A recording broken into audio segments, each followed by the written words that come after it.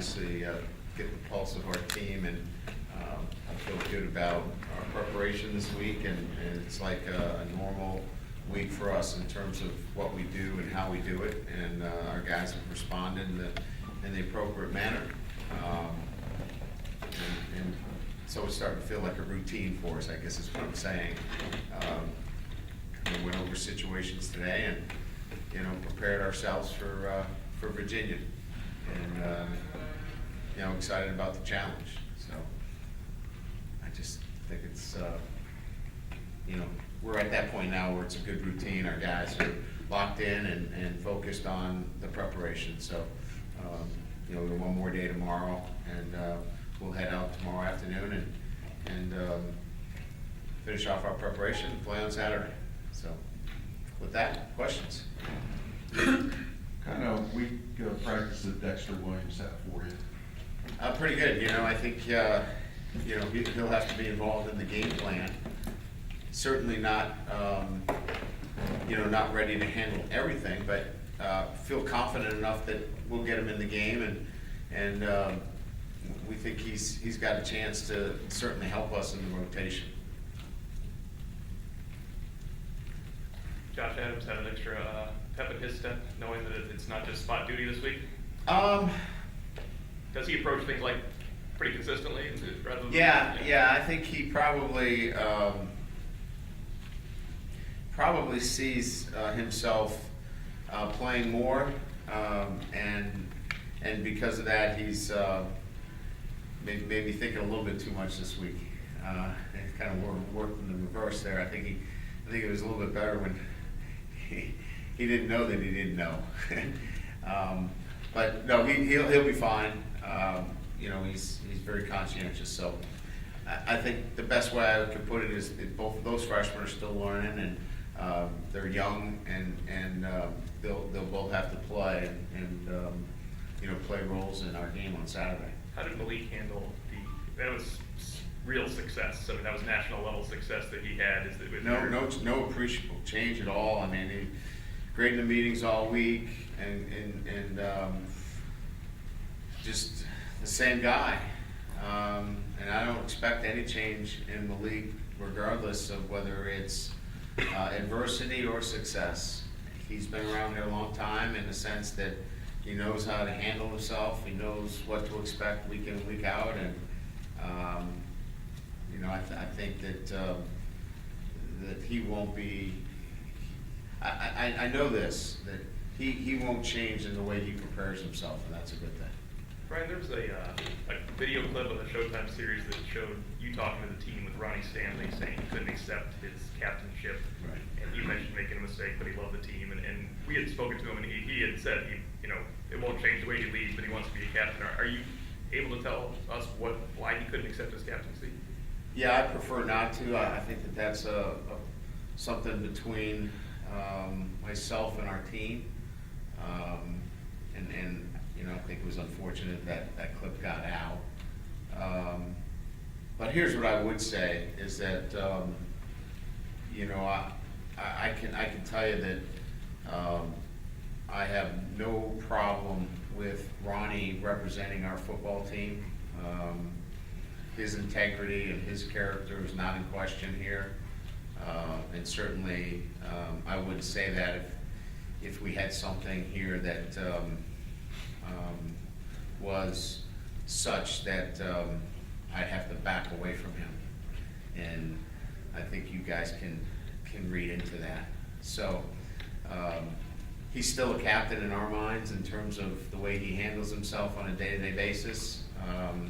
I think it was big of Ronnie in the way he handled himself, and moving forward, I think that's only going to help him at the next level in the way he handled himself. Ryan, this is kind of your second time through the ACC deal. Have you seen a benefit as far as recruiting, having more exposure in that area, playing games in ACC country, playing against ACC teams?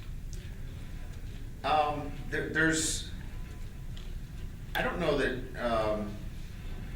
there's a particular bump in recruiting, because we recruited nationally, but I do think that there's clearly a group of student athletes now that pay more attention to Notre Dame because of that footprint. You know, Virginia, the Carolinas in particular. Now, we would have been there anyway, but certainly I think it has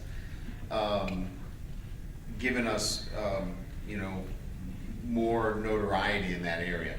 So it's opened up, I think, the recruiting opportunities for us. So I think it just allows us now, you know, a couple of kids that we've recruited now, their families can see them play in that area. You know, Ashton White, for example, you know, here's a kid now, his family's gonna be able to see him play. So I think in certain instances it has helped a little bit, I guess you could say that. But I think it's still, you know, national recruiting for us. Having been a coach that's been in conferences before, would you see any advantage from a scheduling standpoint, from the rhythm of a schedule standpoint, to being a full-blown member of the ACC someday? Oh, sure, absolutely, yeah. But you're still balancing it, you know, with, you know, the independent status, which, you know, we hold to be very, very important to this university and to the football program and its great and long tradition. So, you know, there is definitely that balancing act, you know.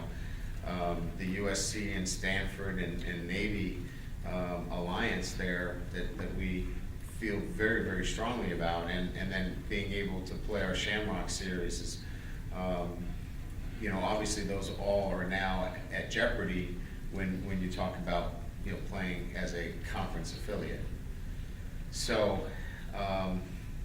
you know, anytime I'm asked that question, you know, the one thing I look at it and say, well, boy, it'd be nice to play for a conference championship, and then on the other hand, boy, you love playing in these great venues all over the country, and different teams like Texas, and, you know, we're gonna be playing, you know, Georgia down the line here, and some other, you know, storied programs. So it's one that I'm glad I don't have to make a call on.